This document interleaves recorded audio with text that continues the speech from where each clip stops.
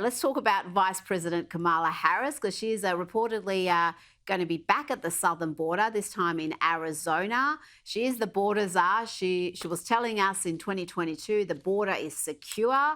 Now she says it needs work, but it's all Donald Trump's fault. Would you call the border secure? The border is secure. You're confident this border is secure? We have a secure border. After decades in law enforcement, I know the importance of safety and security, especially at our border. As president, I will bring back the bipartisan border security bill that he killed, and I will sign it into law. Ami, this visit, I think, is going to be only the second time she's visited the border since she got that border czar role, or whatever she wants to call it nowadays.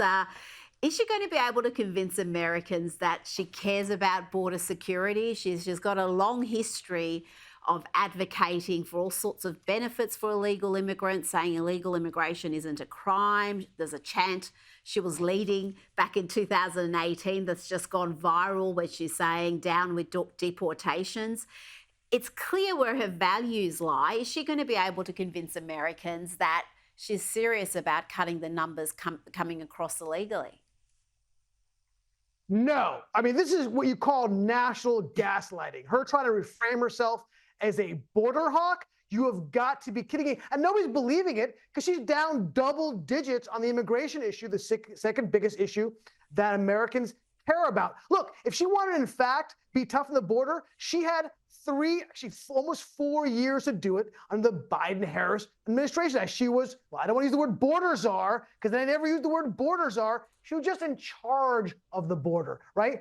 I don't know, what could she have done? Well, she could have tried to done a border deal before last year or earlier this year. What else could she have done? She could have maybe implemented what Trump had done to stop illegal immigration into our country. For example, she could have simply done remain in Mexico, maybe the greatest tool we ever had to keep illegals out of our country. She could have continued to build the wall. She could have had increased deportations. Look, we have the receipts on you, Kamala. We don't have to guess at what your policies would be. We've had years of it, and we've had you talking about it. We've had 11.5 million people at least cross into our border illegally. We know you wanted to abolish ICE, and of course, we heard you chanting. We have a video of you chanting, "No more deportations," with, by the way, I'm so glad I'm able to pick up this name again, the great Jussie Smollett. Oh, I miss talking about him. I wish we could bring him back in the news. I think we just did.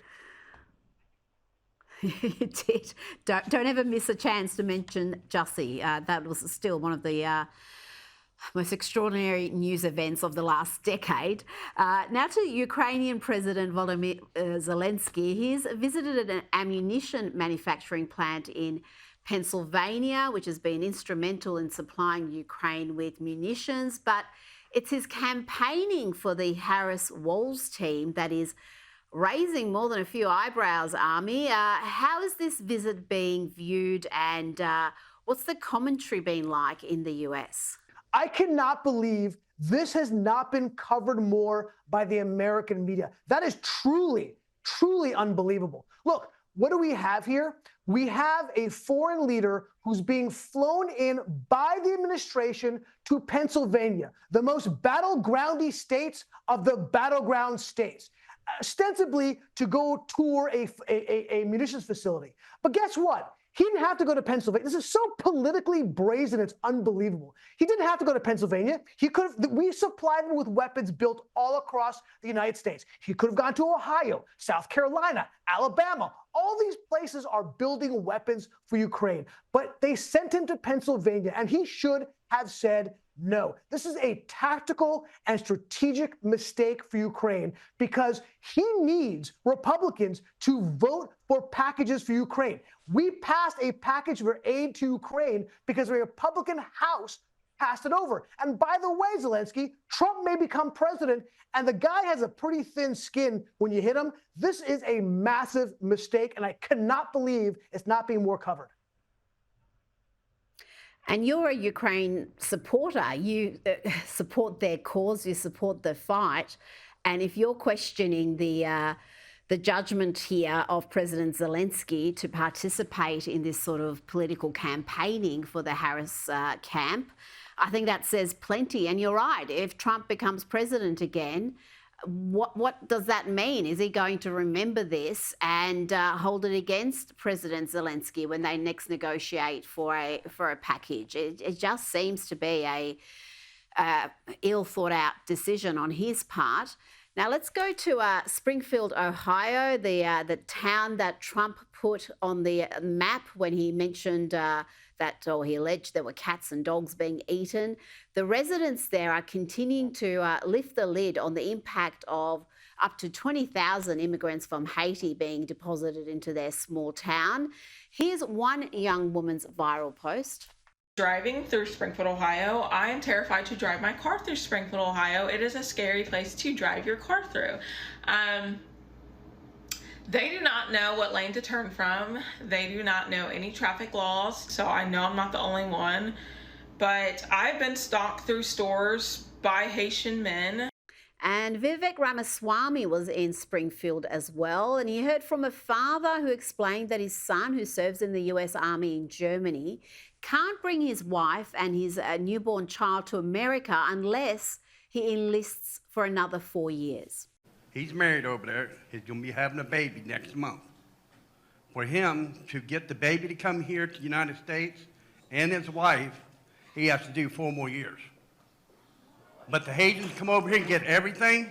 So in order for, I missed that because for them to get their visa, their plane ticket, he has to do 4 more years.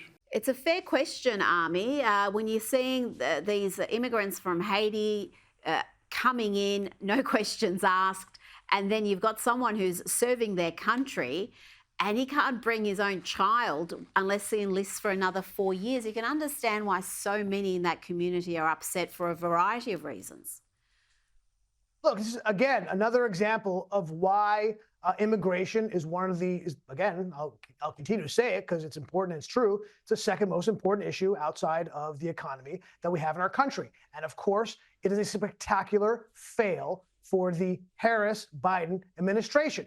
Also, look, again, I don't want to continue to beat a dead horse. It does also highlight the failure of Trump when he had to. There's no reason to create a false argument, such as the pets being eaten in Ohio, in Springfield, Ohio, when you have real problems in Springfield, Ohio, highlighted by that woman we just saw. Now, of course, the left keep trying to frame this as a race-based issue. Why are you attacking Springfield, Ohio, and the Haitians? Because they're all black. But look, I don't know. I just saw that video. That woman, she kind of looked black to me. I'm not sure. I don't see race.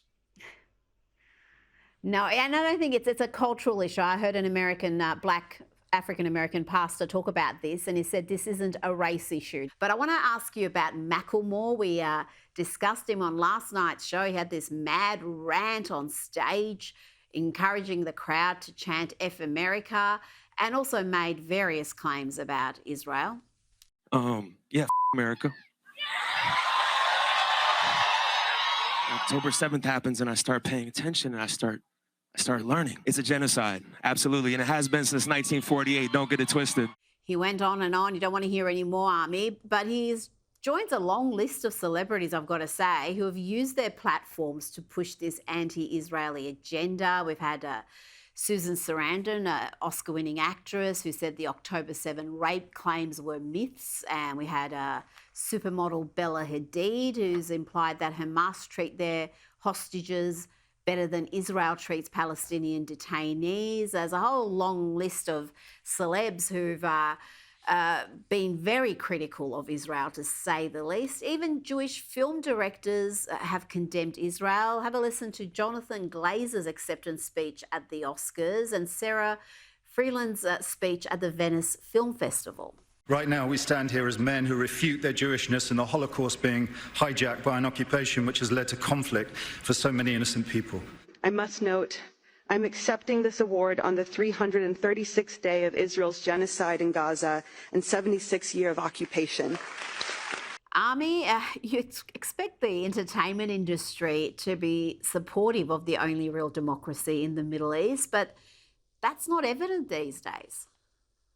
Yeah, you'd be mistaken if you would think that, oh, you're so naive, Rita. Oh, little poor naive Rita. Look, Macklemore in particular, he went on, by the way, also to trash America, said how much he hates America. I don't know if you guys talked about it last night, but he had his concert a couple of years ago. He went on stage as a rabbi with a big hook-nosed Jew jumping around and singing about being cheap with his song, Thrift Store. It's a very good song. No, he's a disgusting person, disgusting human being, and is exemplifying it here with that. Yeah, and it was very odd because during that rant, he mentioned that he really got an interest in this issue post-October 7. So that to me is pretty shocking in itself, that's when he decided to take a closer look and he came out condemning Israel, which was attacked on October 7. So I do not understand that at all. Ami Horowitz, it's always a pleasure. Thank you so much for your time.